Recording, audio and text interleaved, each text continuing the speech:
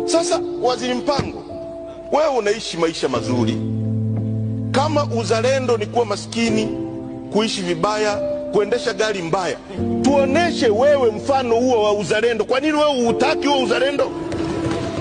Huo uzalendo wa kutokukaa sehemu nzuri ambao mnataka muwaaminishe wa Tanzania kwamba uzalendo ni umaskini. Kwa nini wewe upendi huo uzalendo? Kwa nini unaendesha V8 ya serikali, mafuta ya serikali, una wasaidizi, nyumba nzuri, wote humu bungeni, wote nyie? Hampendi uzalendo nyie? Mnataka uzalendo huo kwa watumishi wa umma. Msijisifu serikali ya wanyonge. Tuambieni mlikuta wanyonge milioni ngapi, na kwa miaka mitatu mmepunguza wanyonge milioni ngapi? Mnataka kuindoctrinate watu mambo ya ajabu. Mnataka kuaminisha watu eti umaskini ni sifa, wakati nyewe wenyewe mnaogelea kwenye maisha mazuri.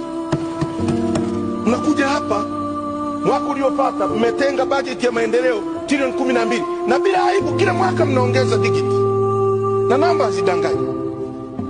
Mwaka huu mmetenga trilioni 12, mkatoa ile trilioni 6, 57%. Sasa mimi najiuliza, hizo pesa Mpango mnazotuambia mmekusanya kuliko wote, mnalalia au ziko wapi? Kwa sababu kwa wananchi hazipo.